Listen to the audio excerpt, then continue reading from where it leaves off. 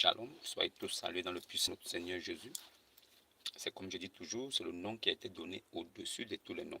Alors, aujourd'hui, j'aimerais aborder un thème avec vous en ce qui concerne la prêche de la femme. Alors, est-ce que les Saintes Écritures permettent à la femme de prêcher? Est-ce que la femme a le droit de prêcher ou d'évangéliser? Est-ce que la femme a le droit de se tenir à la chair et d'enseigner les hommes? Alors, c'est le but de ce direct pour essayer encore de convaincre, essayer encore d'apporter cette lumière, cette vérité à ceux qui sont perdus dans les ténèbres, à ceux qui n'ont pas compris que la parole de Dieu, l'évangile a été révélé aux vrais enfants de Christ. Alors, il n'est pas question d'une affaire personnelle. Alors, l'évangile n'est pas venu d'un homme. L'évangile n'est pas sorti d'une personne. Mais nous tous, nous réclamons de Jésus-Christ. Si nous nous réclamons de Jésus, ça veut dire que c'est l'évangile de Jésus qui doit être prêché et enseigné. Alors, comment pouvons-nous nous réclamer de Jésus et venir annoncer un autre évangile? Alors, quand je parle d'un autre évangile, je parle de ce qui se passe aujourd'hui dans les communautés, là où des femmes, certaines femmes se disent avoir le droit de prêcher ou d'évangéliser. Alors, la prêche, c'est quoi? Alors, en ce qui concerne les choses physiques, les choses du monde, la femme a les mêmes droits que l'homme. Alors, des femmes peuvent travailler dans des bureaux, dans l'administration, les femmes peuvent être fonctionnaires, il y a des femmes qui peuvent être policiers aujourd'hui, il y a des femmes qui peuvent être militaires, médecins. Alors, en ce qui concerne l'aspect physique, les femmes peuvent faire toutes ces choses. Il n'y a pas de souci là-dessus. Ça, c'est un autre débat. Maintenant, en ce qui concerne la sacrificature, en ce qui concerne le ministère sacerdotal, en ce qui concerne le ministère prophétique venant de Dieu, alors cela ne concerne pas la femme. Alors, je prendrai quelques exemples terre à terre pour que vous compreniez facilement de quoi je parle. Alors, je vous parlerai des choses de la nature. Est-ce que ces choses ne vous enseignent-elles pas? Si vous n'arrivez pas à comprendre des choses naturelles que la nature vous enseigne, alors comment est-ce que vous comprendrez des choses spirituelles? C'est pourquoi votre foi est d'abord pesée à partir des choses naturelles. Votre foi est d'abord mise sous scellé à partir des choses physiques que nous voyons. Alors, si vous vous réclamez de Jésus-Christ, alors pourquoi n'observez-vous pas les commandements du Seigneur? Pourquoi ce que Dieu a dit, vous mettez ça de côté et vous passez à un autre évangile? Pourquoi vous faites ça dans vos communautés? Pourquoi nous remarquons dans certaines communautés où des femmes se tiennent à la chair, elles disent qu'elles enseignent, elles disent qu'elles prêchent. Alors, le simple fait de se tenir à la chair et de prêcher, cela sous-entend que vous vous réclamez d'être des prophètes. Alors, des prophètes en quel sens? Des prophètes, des guides spirituels. Alors, si vous êtes des guides spirituels, alors nous devons aller vérifier dans les Écritures pour se rassurer et voir réellement est-ce que votre ministère est agréé de celui que vous dites qui vous a envoyé. Alors, vous vous réclamez de Christ. Nous disons, ok, d'accord, parce que nous connaissons Jésus-Christ. Mais ce que vous faites, est-ce que c'est Jésus-Christ qui a demandé? Alors, nous devons interroger les apôtres, interroger Jésus lui-même et voir si avant que Jésus ne vienne, il y avait des prophètes femmes. Il y avait des femmes qui ont dirigé le peuple de Dieu. Il y a eu des prophètes forts qui ont manifesté la toute-puissance de Dieu et qui ont dirigé le peuple de Dieu vers une direction. Est-ce qu'il y a eu des prophètes de Dieu, femmes, qui ont marqué les Saintes Écritures, qui ont marqué l'histoire de la Torah et de l'Évangile?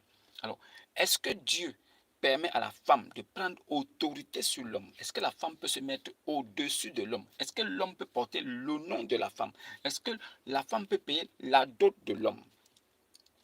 Vous devez vous interroger sur plusieurs questions. Et c'est en vous interrogeant sur ces questions que vous aurez la réponse assez claire sur ce dont je parle.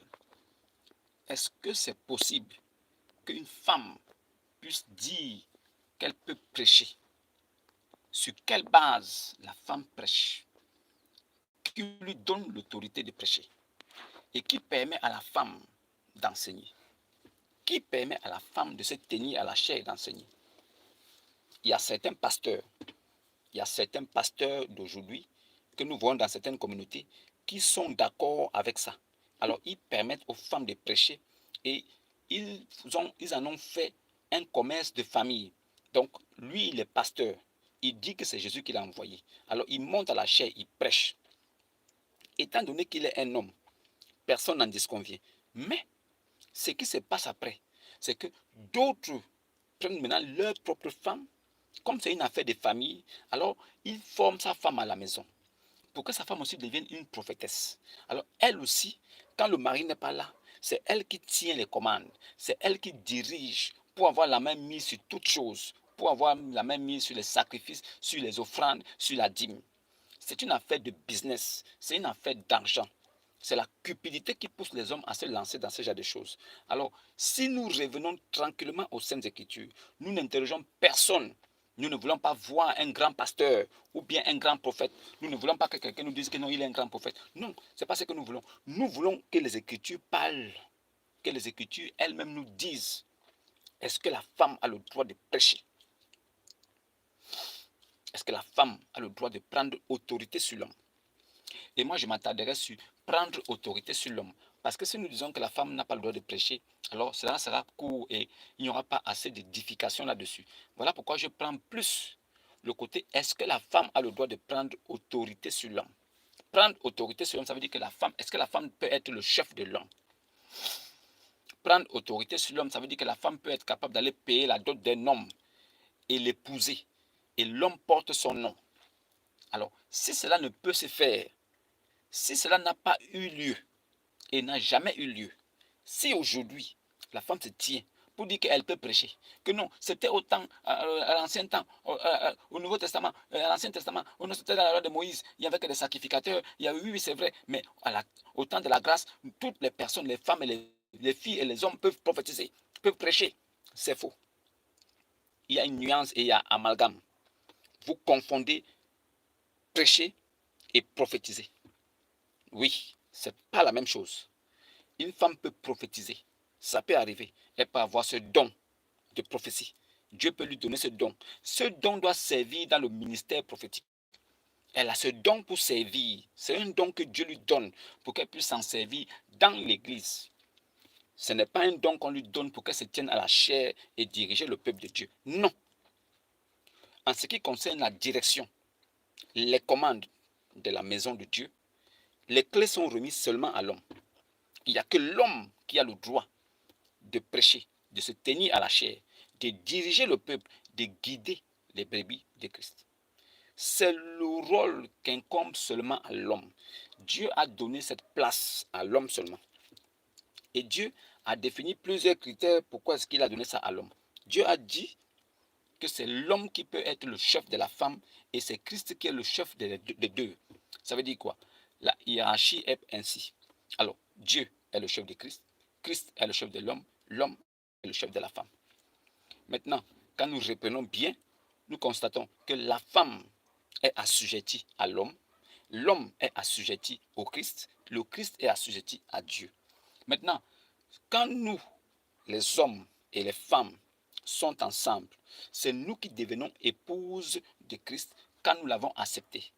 Quand nous avons écouté la parole de Dieu, la bonne nouvelle qui a été annoncée aux pauvres en esprit comme nous, quand nous avons mis foi à la parole et que nous avons accepté de devenir enfants de Dieu, alors la parole elle-même qui a fait la promesse que quiconque croira sans avoir vu, alors lui là, il passe de la position d'esclave à enfant de Dieu. Il devient co-héritier. Ceux qui ont cru sans avoir vu là, ils sont des heureux. Heureux. Heureux. Ceux qui vont croire sans avoir vu. Parce que Thomas, c'est parce qu'il a vu qu'il a mis foi. Mais nous sommes de ceux qui devons croire sans avoir vu. Et si nous croyons sans avoir vu, nous sommes des heureux.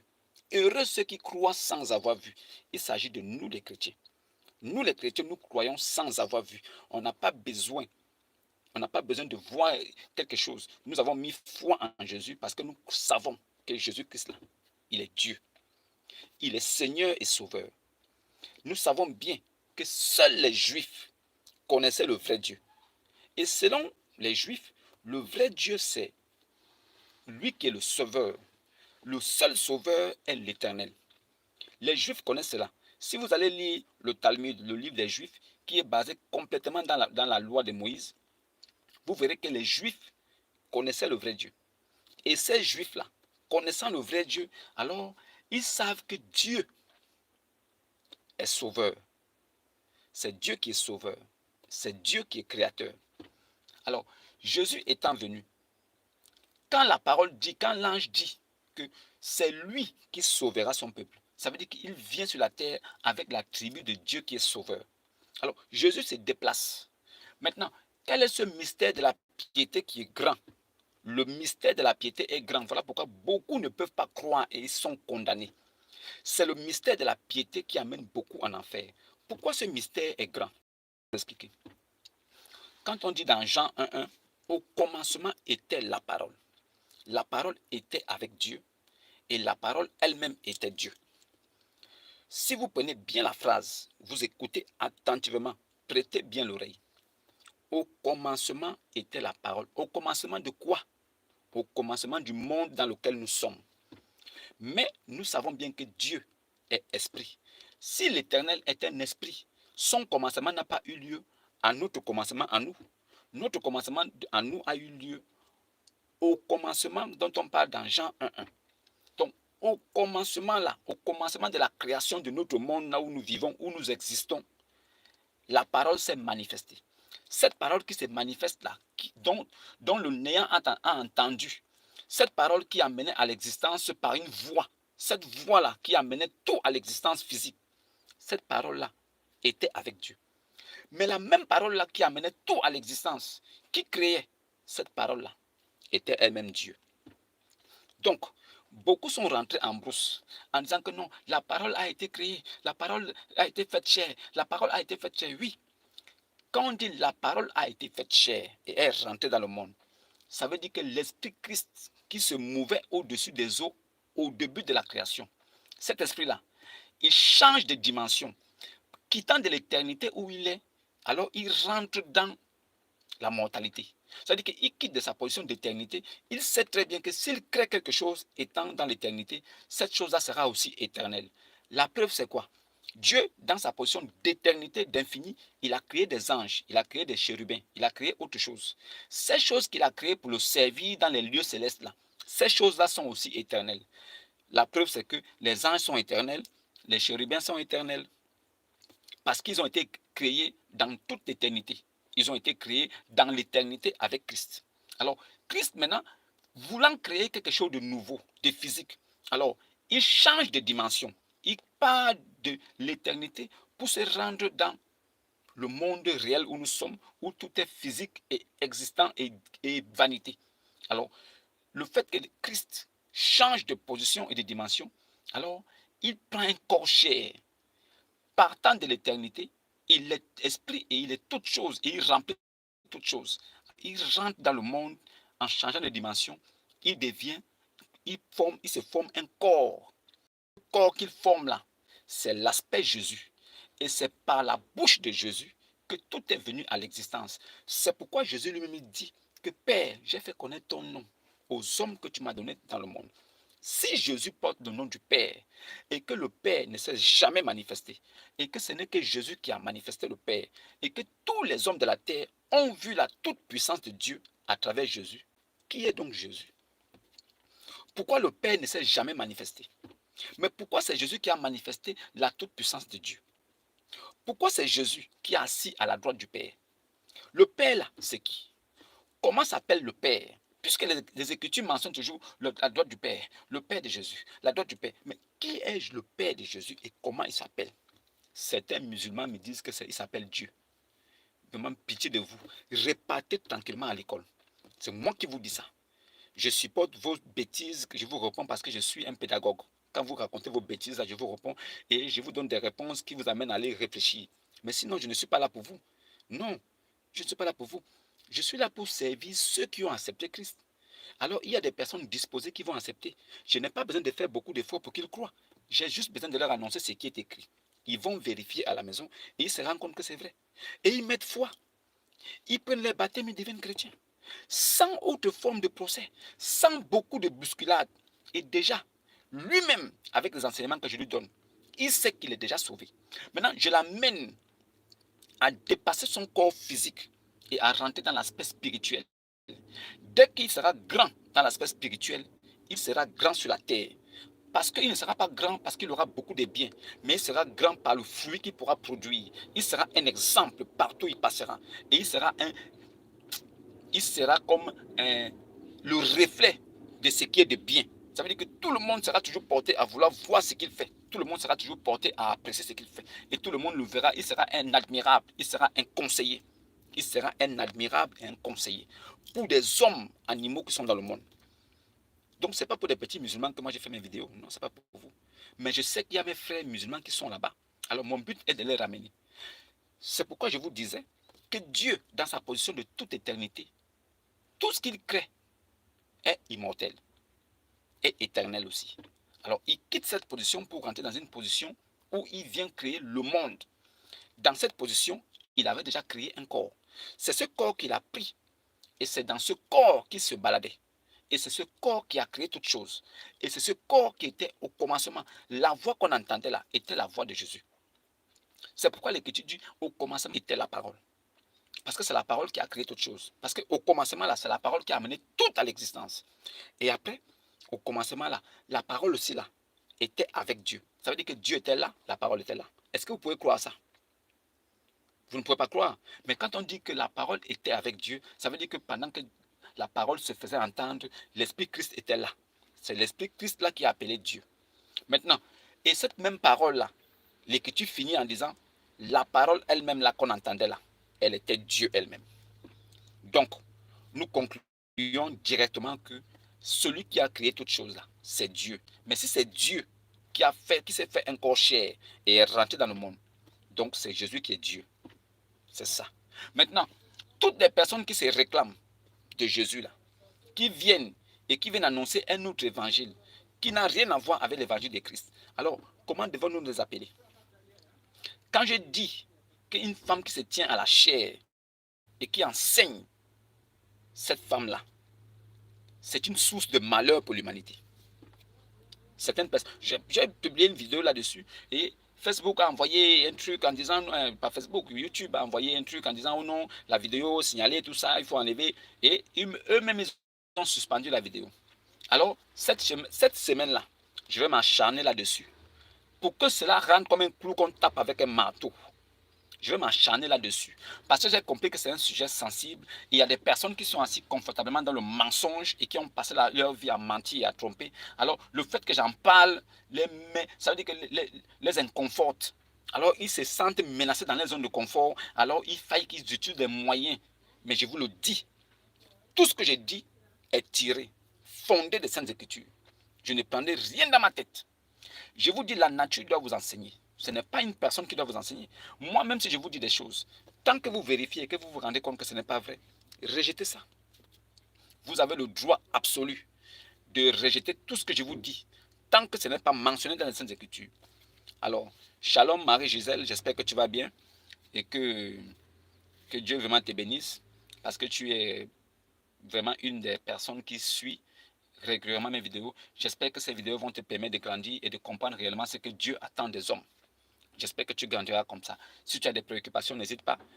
Écris-moi, demande-moi tout ce que tu veux.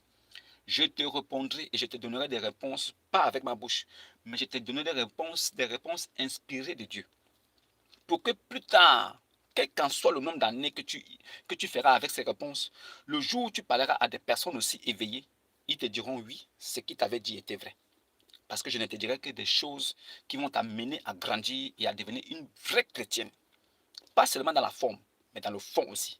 Et toutes les personnes qui s'approcheront de toi, ils découvriront vraiment la personne que tu es. Et tu seras un exemple dans la société. Parce que tout chrétien doit être un exemple physique et spirituel dans la société. Alors, pourquoi la femme peut se tenir à la chair, elle dit qu'elle prêche? Moi, c'est la question que je pose. Moi, je veux savoir pourquoi la femme prêche. Je n'ai rien contre ça. Je vous dis, ce n'est pas de moi qu'il s'agit. Moi, personnellement, je m'en fiche. Pourquoi je le dis? Si une femme se tient à la chair, elle dit qu'elle prêche. Mais ça n'engage qu'elle. Ça n'engage qu'elle. Moi, personnellement, je n'ai rien Je n'ai rien à voir avec ça. Je vous dis toujours que moi, je viens défendre la parole de mon Père. Je ne défends rien d'autre. Aucun intérêt personnel. Mais celui que vous dites qu'il vous a envoyé là, c'est lui qui vous dit qu'il ne vous a jamais envoyé. Je viens vous dire qu'il ne vous a jamais envoyé parce que ce que vous faites n'a rien à voir avec ce qu'il dit. Alors, comment est-ce que la femme peut prêcher dans notre temps? Comment est-ce qu'une femme peut se tenir à la chair et dire qu'elle prêche? Sur quelle autorité? Bon, si la nature elle-même nous enseigne que l'homme quitte son père et sa mère et va s'attacher à sa femme, les deux deviennent une même chair. Mais nous savons que cela, c'est l'enchaînement du mariage. En dépit de ça, en dessous du mariage, il y a la dot, il y a les cérémonies du mariage. Entre l'homme et la femme, qui paye la dot? C'est l'homme qui paye la dot. Si l'homme paye la dot, ça veut dire qu'il prend autorité sur toi parce que c'est comme s'il venait te prendre et il te paye à prix d'argent. Normalement, la dot là, que vous voyez là, c'est un signe c'est un signe honorifique pour honorer la femme qu'on prend qui va nous aider à perpétuer notre... Est-ce que vous comprenez? Cette femme va nous aider à perpétuer notre progéniture. Nous allons prendre une femme parce que l'homme a la sémence. C'est pourquoi la femme ne peut pas être au-dessus de l'homme. C'est pourquoi la femme ne peut pas prendre autorité sur l'homme. Parce que c'est l'homme qui détient la sémence. Et c'est l'homme qui prend la sémence, qui dépose dans le ventre de la femme. La femme, elle prend cette sémence, elle garde jusqu'à ce que la sémence devienne mature et la femme accouche. C'est l'homme qui a la sémence. C'est l'homme qui tient la vie entre ses pieds. L'homme tient la vie. L'homme tient la suite de la vie entre ses pieds. La femme est juste le récipient où l'homme va déposer la sémence pour que cette sémence puisse croître et devenir un homme parfait. Allons dans les Saintes Écritures, vous allez comprendre pourquoi est-ce que je dis, et je défends bec et ongle, le fait que la femme se mette debout et qu'elle dise qu'elle peut prêcher. Je n'ai rien contre ça. Au commencement, quand Dieu créa le ciel et la terre, quand Dieu a fini de créer toutes choses, Dieu a créé l'homme et la femme simultanément. Nous pouvons dire ici que Dieu a créé Adam et Ève ensemble. Mais celui que Dieu forme le premier, c'est Adam. Dieu forme Adam. Il le place dans le jardin comme le maître incontesté de toutes choses. Alors, Adam a la charge de nommer et de faire toutes les choses. Adam s'est vertué à donner les noms des animaux, donner les noms des plantes et à faire toutes ces choses. Pendant ce temps, la femme était dans le côté invisible, dans le côté créé. Elle n'était pas encore amenée à la formation. Alors, quand Adam a fini de faire toutes ces choses seul, Adam a fini de faire toutes ces choses seul. Alors, Dieu vit que Adam était seul et qu'il lui fallait de l'aide semblable à lui-même. Alors, Dieu tira de...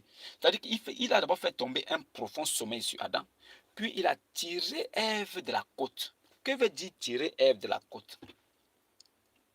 Ça veut dire que l'homme est là, il tire la femme de l'homme pour que celle-ci soit assujettie à lui.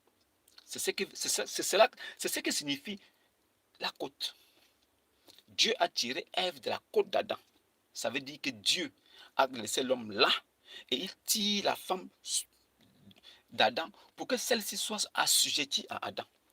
C'est pourquoi la femme doit être soumise à son mari. Elle ne doit pas être esclave de son mari, mais soumise. Soumise selon ce que Dieu attend. C'est-à-dire qu'elle est en dessous de son mari. C'est-à-dire que si on met par niveau, la femme est le dernier niveau. Après la femme, c'est l'homme. Après l'homme, c'est Christ. Après Christ, c'est Dieu. Alors, ayant amené l'homme et tiré Ève d'Adam, celle-ci ne peut pas être au-dessus de lui. Donc, Adam reste en dessous d'Adam et Adam reste au-dessus d'Ève. Alors, pendant un temps, le péché rentre dans le monde. Ça veut dire quoi? Pendant que Adam vivait, il n'avait jamais été séduit. Il n'avait jamais accepté les propos du diable. Il n'avait jamais été séduit et ce n'est pas arrivé. Mais dès qu'il s'est mis avec la femme, alors il fit... Bon, ce n'était pas une erreur, puisque c'était déjà voulu par Dieu. Alors, le serpent ancien a séduit Ève. Et Ève a mangé de l'arbre. Elle n'a pas mangé le fruit. Hein. Elle a mangé de l'arbre. Elle vit que l'arbre était bon. Elle a mangé de l'arbre. Elle a vu que c'était bon. Elle en donna aussi à son mari. Donc, Adam aussi a mangé. Mais Dieu n'a pas oublié. C'est pourquoi Dieu lui-même, il dit quoi? Il dit qu'il n'a pas oublié. Oui, une côte est près du cœur. Ça veut dire que la femme et l'homme là, mais l'homme toujours reste un peu au-dessus. Ça veut dire que c'est vrai que la côte est près du cœur, mais l'homme reste au-dessus, mais la femme reste en dessous. Donc la femme n'a pas le droit de prendre autorité sur l'homme. Sur les choses physiques, ça peut arriver.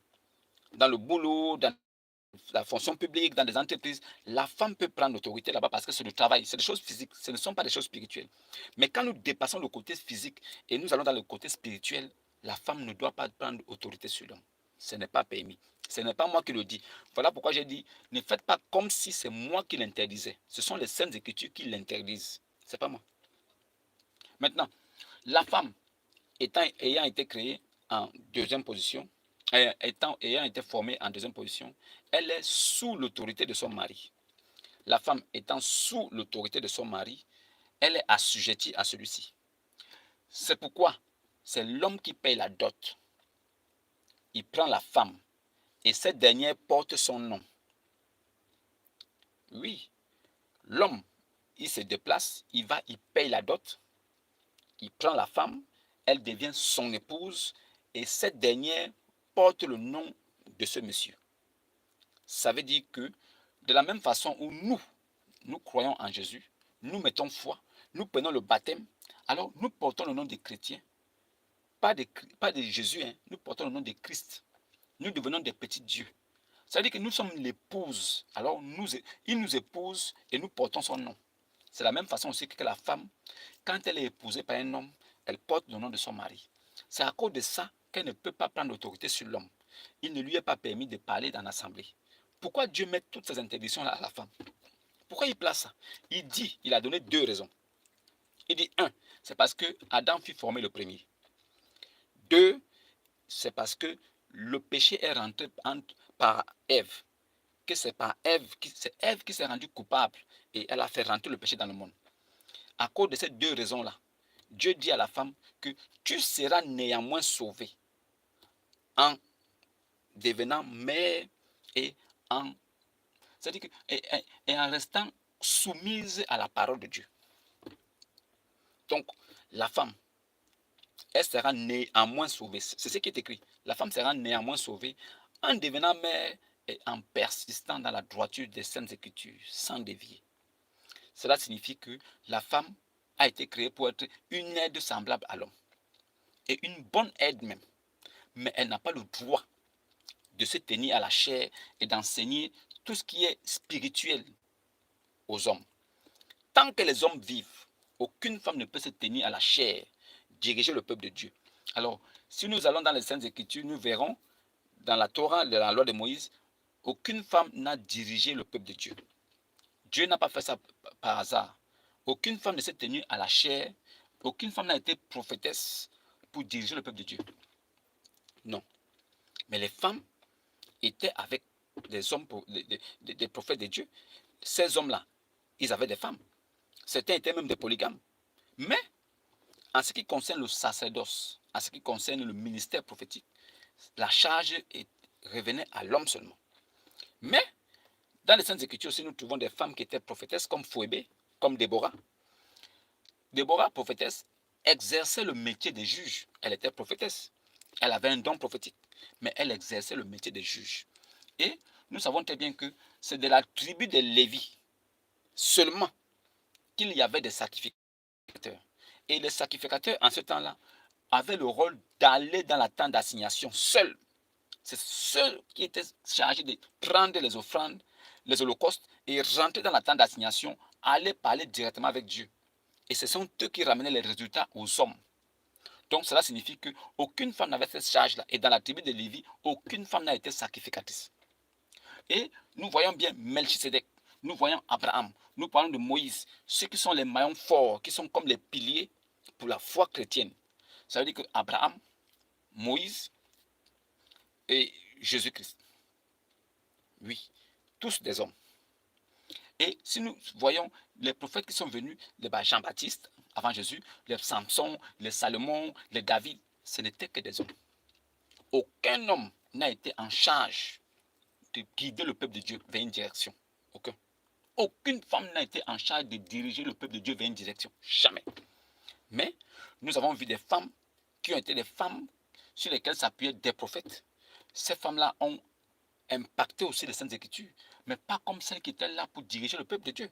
C'est pourquoi Saul de Tarse, qui est devenu plus tard Paul, appelé à être disciple de Jésus, il dit que les femmes se taisent dans les assemblées. Que les femmes se taisent dans les assemblées des saints. Pourquoi elles doivent se taire? Parce que ce sont elles qui sont épousées, ce sont elles qui portent le nom de leur mari.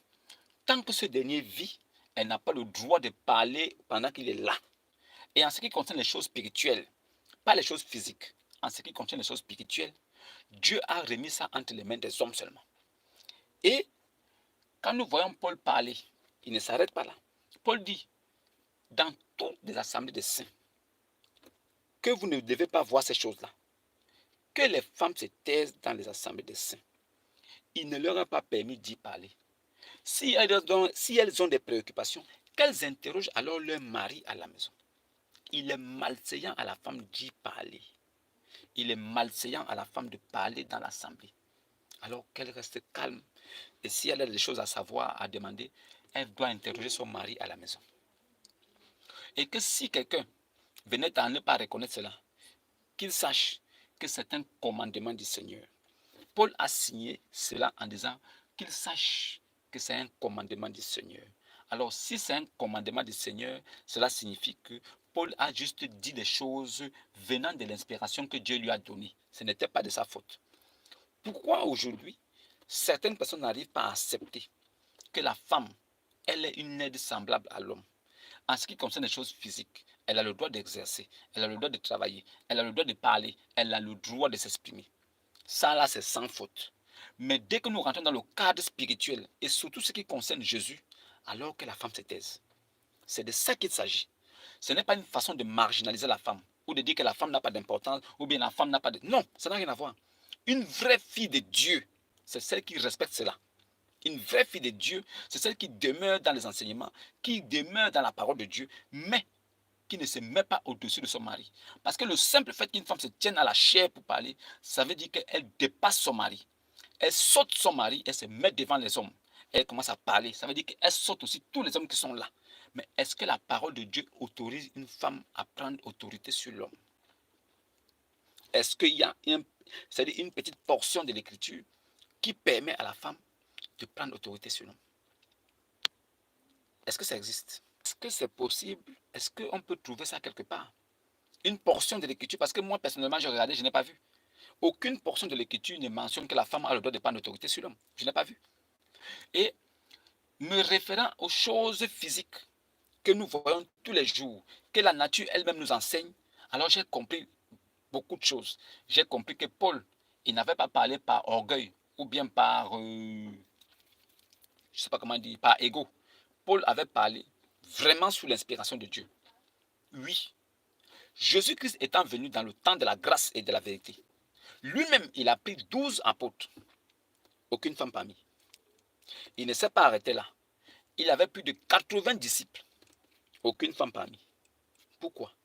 Marie de Magdala se baladait avec Jésus. Marie de Magdala était comme... Elle était collée à Jésus. Elle était comme l'ombre de Jésus. Marie de Magdala se baladait avec Jésus comme son ombre. Marie de Magdala ne lâchait pas Jésus. Partout où Jésus allait, Marie de Magdala suivait. Mais pourquoi Jésus n'a pas dit, oh, Marie de Magdala, viens. Vraiment, j'ai vu que tu es beaucoup assidu et je te vois souvent dans les rues là-bas en train de dire que donne ta vie à Jésus, donne ta vie à Jésus. Vraiment, viens. Prends la place de Jacques. Jacques, quitte d'abord là. Et Marie de Magdala, remplace-le. Non, ça n'est pas arrivé.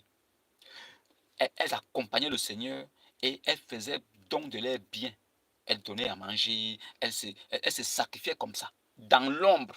Mais tout ce qu'elles faisaient, Dieu les bénissait parce qu'elles étaient soumises. Pas seulement soumises à la parole, mais soumises aussi à leur mari. Soumises à l'homme.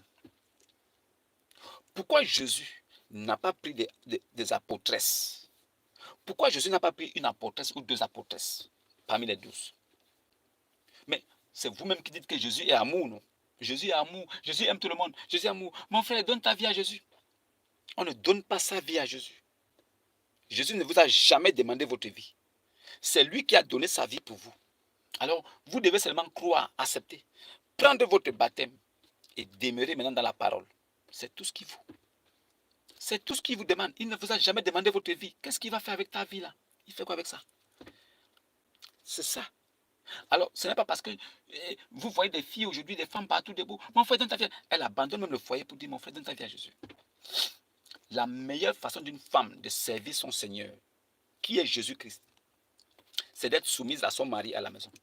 C'est de faire tout à la maison pour faire plaisir à son mari, avant d'aller prier son Dieu dans une assemblée quelque part. Toi, une femme qui ne respecte pas ton mari à la maison, qui ne s'occupe pas des tâches ménagères comme il faut, qui ne prépare pas la maison comme il faut pour que le mari soit fier de toi, avant d'aller te tenir quelque part dans une assemblée pour dire que tu pries Dieu là. Tout ce que tu vas faire là-bas, Dieu ne va même pas écouter un seul mot. Parce que tu as laissé ton Dieu à la maison pour aller faire n'importe quoi. Tu ne l'as même pas respecté. Commencez déjà par respecter les petites choses. Si vous commencez à respecter les petites choses, alors vous pouvez passer aux grandes choses. C'est quand on respecte les petites choses que les grandes choses viennent à vous. Si on vous remet 50 000 francs pour gérer, vous êtes incapable de gérer 50 000 francs jusqu'à faire des bénéfices. C'est quand on va vous remettre 1 million ou 500 000 que vous allez pouvoir gérer. Donc on te remet 50 000, tu es incapable de gérer, tu bouffes tout l'argent quoi. Mais c'est quand on va te remettre 500 000. Non, tu sais, c'était peu. 500, non. Donc aujourd'hui, tu as un salaire de 100 000. Comme tu as un salaire de 100 000, tu es incapable de donner 5 000 à ta mère.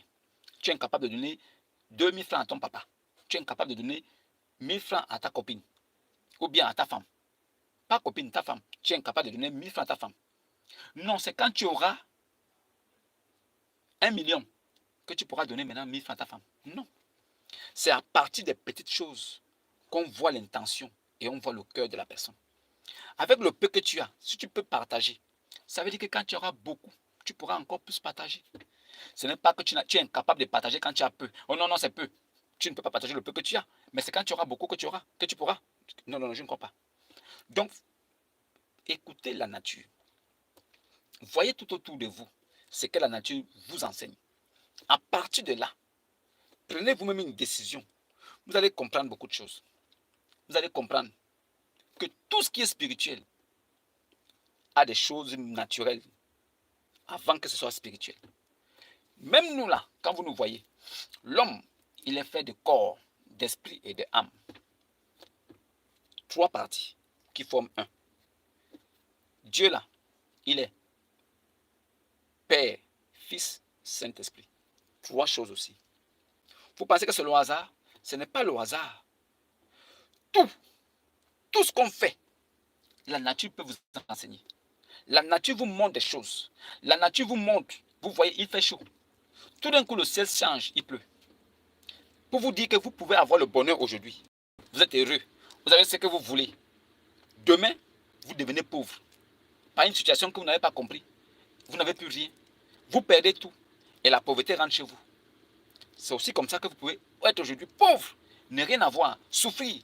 Mais demain, ou bien en un laps de temps à venir, vous vous retrouvez dans une affaire qui vous permet d'avoir de l'argent et vous devenez milliardaire. Parce que la vie doit vous enseigner. Pour que vous compreniez qu'aucune situation n'est stable. Même une journée ne peut pas se faire soleil le matin, soleil la nuit. Non. Il fait chaud dans la journée. Dans la nuit, il fait obscur. La lune apparaît. Donc, il y a forcément quelque chose qui va changer. Même dans votre vie, aucune situation n'est stable. Il y a des choses qui vont changer, qui vont varier. Mais c'est à vous de comprendre que la façon dont la nature fonctionne, c'est aussi comme ça que le monde spirituel fonctionne. Tout est tiré comme exemple dans le monde spirituel. Tout du monde spirituel est ramené au monde physique. C'est du monde spirituel que tout a été fait pour que dans le monde physique, ces choses-là s'appliquent. Sinon, ce n'est pas possible. Si la femme avait le droit de prêcher ou de prendre autorité sur l'homme, alors la femme pouvait aller doter un homme et celui-ci porte son nom tranquillement. Si la femme pouvait prendre autorité sur l'homme, ça veut dire que la femme pouvait se permettre d'avoir 1, 2, 3 maris. Et c'est tranquille, parce qu'elle a ce droit. C'est pourquoi la femme, dès qu'elle se marie, elle fait vœu de chasteté à son mari devant Dieu. Pourquoi c'est la femme qui fait vœu de chasteté à son mari devant Dieu? Que tant que ce dernier vivra, elle ne couchera avec personne d'autre à part lui. Ça veut dire que tant que son mari est vivant, c'est son seul partenaire sexuel jusqu'à la fin du monde. Sauf s'il meurt, qu'elle aura le droit de se remarier. Mais tant qu'il est vivant, elle ne doit coucher avec personne d'autre, à part lui. C'est le vœu de chasteté que la femme fait devant Dieu à son mari. Et l'homme, il n'est pas couvert par le vœu de chasteté. L'homme n'a pas le droit de faire ça. Un homme qui fait ça, c'est un maudit. L'homme n'a pas le droit de faire vœu de chasteté. Parce que l'homme est appelé plus tard à avoir une, deux ou trois femmes si bon lui semble. Dieu a fait ces choses à dessein. Pour que vous compreniez quelque chose. L'homme, il prend une femme. Il peut aussi prendre une autre femme. Exode 21:10. Exode 21:10. Si un homme prend une autre femme, il ne retranchera rien à la nourriture, au droit conjugal et aux vêtements. C'est-à-dire que si un homme prend une autre femme, il doit continuer à s'occuper de la première comme au départ, mais il doit pouvoir faire la même chose pour la deuxième. C'est là où c'est fatal. C'est là où la polygamie devient difficile parce qu'il faut avoir la force financière et la force physique aussi. Il faut assumer des deux côtés ou des trois côtés. Ce n'est pas toujours évident. Mais il faille que cette nature-là vous enseigne pour que vous compreniez que la femme n'a pas le droit de prendre l'autorité sur l'homme. C'est pourquoi c'est la femme qui porte le nom de son mari. Madame telle, elle devient une partie de lui. Elle lui appartient. Donc, en aucun cas, elle ne peut venir maintenant prendre autorité sur lui. Ce n'est pas possible. Ça n'existe pas. C'est de la même façon que nous qui devenons chrétiens, nous acceptons Christ. Nous devenons chrétiens. Nous portons le nom de Christ. C'est lui qui nous donne son nom. Nous lui appartenons. Nous sommes son épouse. Nous sommes ses épouses. C'est la même chose. Donc, si la femme porte le nom de son mari et le chrétien porte le nom de son Seigneur, comment est-ce que la femme peut prendre autorité sur l'homme, sachant très bien qu'elle porte le nom de son mari?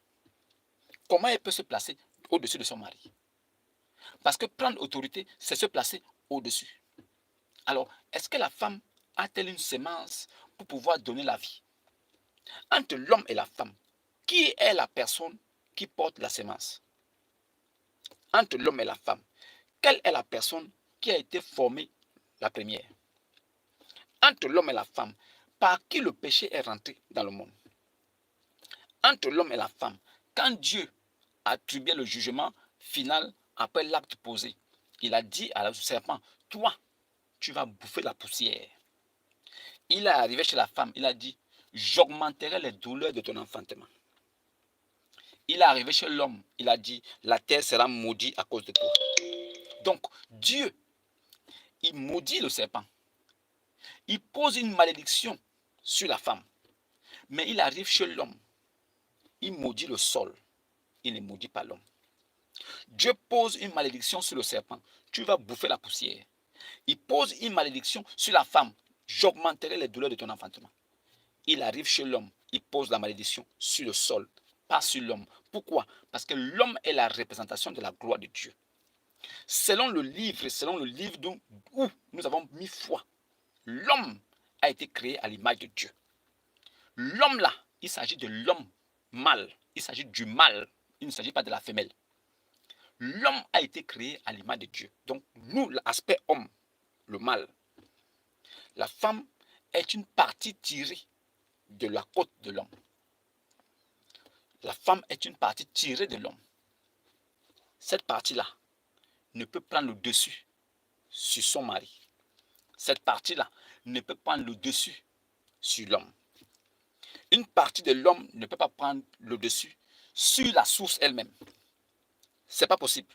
C'est la source qui fait la partie. Ce n'est pas la partie qui fait la source. Aucune femme digne, véritable enfant de Dieu, ne peut prendre autorité sur l'homme. Elle-même doit avoir peur. Elle doit trembler. Si tu prends autorité sur l'homme, ça veut dire que tu prends autorité sur Dieu. Alors la question qui t'est posée, toi, t'es-tu créé toi-même? Es-tu venu à l'existence toi-même? Ou bien l'évangile là, c'est de chez toi qu'il est venu. Alors si vous croyez que c'est vraiment Christ qui vous a envoyé, si vous vous réclamez comme digne, Vous devez donc reconnaître que le commandement là vient du Seigneur. Maintenant, il y a une petite partie qui trouble souvent certains chrétiens. Il dit, après cela, Dieu a dit qu'il répandra son esprit sur toute chair. Après quoi? Après cela, je répandrai mon esprit sur toute chair. Mais la question que nous devons nous poser, c'est après quoi? Après quoi? Je vais vous expliquer ça en 5 minutes. À l'époque de Moïse et avant le temps de la grâce, Dieu disposait son esprit sur un prophète. Et c'est lui seul qui avait la charge de diriger les autres. Il était comme la bouche de Dieu. Lui seul, il avait le Saint-Esprit en lui. Donc, le Saint-Esprit résidait en lui. Il était le temple. Il était le seul temple de Christ. Tous les prophètes étaient le seul temple. L'Esprit n'était pas subdivisé en plusieurs pour être disposé sur tous les corps. Non. Donc, quand Dieu dit après cela, je répandrai mon esprit sur toute chair, c'est que après que mon esprit ne soit que sur une seule personne qui était prophète, alors maintenant je vais prendre cet esprit-là et je vais disposer ça sur tous mes enfants. Un signe évident que ceux-ci m'appartiennent. Alors, pour illustrer ça, Dieu demande à Moïse de choisir 70 anciens et de les amener tous autour de la tente d'assignation. Ce que Moïse fit avec succès. Alors, quand les 70 anciens étaient déjà autour de la tente d'assignation, Dieu maintenant prit de l'esprit. Il n'a pas pris tout l'esprit, il a pris de l'esprit. Il faut bien suivre. Il a pris de l'esprit qui était en Moïse. Alors, il a disposé ça sur tous les 70. Et dès que chacun a reçu l'esprit, ils ont tous commencé à prophétiser. Ils n'ont pas tous commencé à prêcher. Ils n'ont pas tous commencé à diriger le peuple de Dieu. Mais ils ont tous commencé à prophétiser. Que signifie prophétiser? Prophétiser là, tu peux avoir un don de voyance de l'avenir. Tu peux avoir un don pour soigner les malades. Tu peux avoir un don quand tu pries, tu guéris les gens. Tu peux avoir un don de voir des choses spirituelles qu'aucun homme ne peut voir. Tous ces dons-là, tu peux avoir un don de voir ce qui se cache dans les cœurs des hommes. Tu peux avoir ce don-là. Parce que Jésus lui-même, là, il avait le discernement des esprits. Et le discernement des esprits, c'est un don du Saint-Esprit. Tu peux avoir le don du discernement. Tu peux avoir le don de guérison. Tu peux avoir le don de prophétie. Tu peux avoir toutes ces choses-là. Mais tous ces dons-là doivent être mis au service du ministère prophétique qui est dirigé par un homme. Tous les 70 anciens avaient reçu l'Esprit. Ils ont tous prophétisé. Mais est-ce que la Bible a mentionné qu'ils sont tous devenus prophètes pour diriger le peuple d'Israël? Non. Donc, avant, dans les anciens temps, l'Esprit de Dieu ne résidait que sur le prophète seul. Après cela, signifie que après que Dieu avait pris l'initiative de laisser son esprit seulement sur une seule personne, Dieu maintenant change et il décide maintenant de disposer son esprit maintenant sur plusieurs personnes. C'est pourquoi on dit après cela, je répandrai mon esprit sur toute chair. Vos fils et vos filles prophétiseront. Vos fils et vos filles prophétiseront, pas prêcheront, prophétiseront. Vos fils et vos filles auront des dons de prophétie qu'ils pourront servir dans des ministères. Vos fils et vos filles auront des dons gratuits du Saint-Esprit dont ils pourront faire usage dans des ministères prophétiques dirigés par un homme. C'est pourquoi il dit, après cela, je répandrai mon esprit sur toute chair. Donc, toute chair là, femmes, hommes, peuvent recevoir l'Esprit de Dieu. Pourquoi?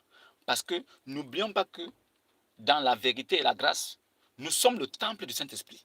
Nous sommes l'église du Seigneur Jésus. Donc, étant le temple du Saint-Esprit, cela signifie que le Saint-Esprit réside en nous. Étant l'église du Seigneur Jésus, ça veut dire que nous sommes son temple qu'il a choisi et nous lui appartenons. Donc, c'est bien normal que nous tous puissions avoir l'Esprit. Et que parmi nous tous, qu'il y ait des femmes même qui ont même ce don de prophétiser. Mais se tenir à la chair, ce n'est pas le rôle de la femme. La femme n'a pas le droit de se tenir à la chair et de prêcher. La femme n'a pas le droit de se tenir à la chair et d'évangéliser. La femme n'a pas le droit de prendre autorité sur l'homme. Un point, un trait. Elle n'a pas le droit. Ça, il faut que vous le compreniez une bonne fois pour toutes. La femme n'a pas le droit. Elle n'a pas reçu ce droit légal de Dieu. Elle ne peut pas. Ce n'est pas son travail. Alors, si vous n'avez pas compris ça, je ne peux rien faire pour vous. Si vous n'avez pas compris ces choses-là, je ne peux rien faire pour vous. Mais sachez une chose, en ce qui concerne l'église des saints, il s'agit de ceux qui respectent la parole de Dieu et qui l'accomplissent dans leur vie. Ceux-là, vous ne trouverez pas une femme qui se tient à la chair et elle enseigne les hommes. Les hommes sont assis là, elle se tient à la chair et prêche. Vous ne verrez pas ça. Mais si vous voyez ça, cela signifie que ce n'est pas l'église des saints. L'église des saints là, c'est toi, c'est moi, c'est nous tous qui avons une portion du Saint-Esprit. Quand nous nous réunissons ensemble, nous formons l'église des saints. L'église là, c'est un seul corps, c'est Christ. Mais nous sommes tous des saints qui formons cette église là. Et là, la femme doit se taire. Elle ne doit pas prophétiser. Elle peut prophétiser, mais elle ne doit pas prêcher et enseigner. Elle ne doit pas se tenir à la chair. Elle peut prophétiser, c'est bien. Mais se tenir à la chair pour diriger le peuple, c'est faux. C'est de ça qu'il s'agit. Voilà. Maintenant, si ce n'est pas l'église des saints, elles ont le droit de prophétiser, elles ont le droit de prêcher, elles ont le droit de prendre l'autorité sur l'homme. Ça n'engage qu'eux. Mais qui ne disent plus que c'est Jésus qui les envoie. Qui ne prêchent pas le nom de Jésus là-bas. Qu'ils prêchent donc un autre nom, mais qu'ils laissent Jésus en paix. Car il ne s'agit pas de lui. Alors, si vous avez compris ça, c'est une bonne chose. Je vous ai dit, je ferai une vidéo là-dessus, au moins un jour, chaque jour, pour vous amener à comprendre quelque chose. Il y a des personnes qui sont dans une zone de confort et qui ne veulent pas accepter la vérité. La vérité leur est parvenue, mais ils refusent. Pourquoi? Parce qu'ils sont déjà assis dans le mensonge, la tromperie. Une femme qui prêche, c'est une prostituée spirituelle. Une femme qui prêche, c'est la femme de Satan replâtrée. C'est l'élite replâtrée dans un corps d'homme. Une femme qui prêche, c'est une source de malheur pour l'humanité chrétienne. Tous ceux qui se réclament des chrétiens, quand tu t'assois, tu écoutes une femme prêcher, tu te prostitues avec elle. Ça veut dire que tu couches avec elle, tu forniques, tu commets l'adultère avec elle. Ne vous approchez pas des femmes qui prêchent. Il n'y a même pas eu une seule femme dans la Bible que vous tenez entre les mains qui s'est tenue la chair et qui a dirigé le peuple de Dieu. Il n'existe même pas une seule femme qui était prophète de Dieu pour diriger son peuple. Ça n'existe pas. Jésus lui-même est venu, il n'a pas fait la part des choses. Pourquoi parmi les apôtres, il n'y avait pas une femme? Pourquoi parmi les 80 disciples, il n'y avait pas une femme? Vous ne comprenez pas quoi? Donc Jésus n'était pas intelligent quoi. C'est vous aujourd'hui qui êtes plus intelligent que Jésus. Vous venez vous réclamer d'être envoyé de Jésus, mais vous venez faire les choses qu'il n'a pas fait. Prenez garde. Vous qui êtes assis sur cette zone de confort et qui avez l'impression que tout va bien pour vous, faites attention. Vous n'êtes pas des envoyés de Christ. Jésus ne vous connaît même pas. Jésus ne vous a jamais connu. Et c'est vous qui direz à la fin du monde que arrête de moi, je ne vous ai jamais connu. Vous les boucs là, allez dans le feu de l'enfer, de la chienne. Vous irez en enfer. Parce que vous avez blasphémé contre la parole et le Saint-Esprit. Vous blasphémez contre le Saint-Esprit, c'est l'enfer pour vous. Il n'y a rien qui peut vous sauver. Toutes les femmes qui prêchent, ce sont des Jézabel. Toutes les femmes qui prêchent, ce sont des démons de l'enfer sortis pour venir séduire les hommes. Toutes les femmes qui prêchent sont des objets de malheur. Malheur à vous si vous êtes assis dans une assemblée, une femme prêche, vous dites Amen. Vous êtes maudit, vous êtes anathème. Si sa nature est une nature pourrie, vous aussi vous êtes pourri comme elle. Faites attention. Faites attention à la femme qui prêche. C'est un objet de malheur, de moquerie pour Dieu. Vous vous foutez de qui? De Dieu. Vous vous tenez à la chair, vous prêchez. Qui vous a envoyé prêcher? Qui vous permet de prêcher la parole de Dieu? Qui vous donne le droit de vous tenir à la chair et de prêcher? Ce n'est pas écrit. Shalom et à demain.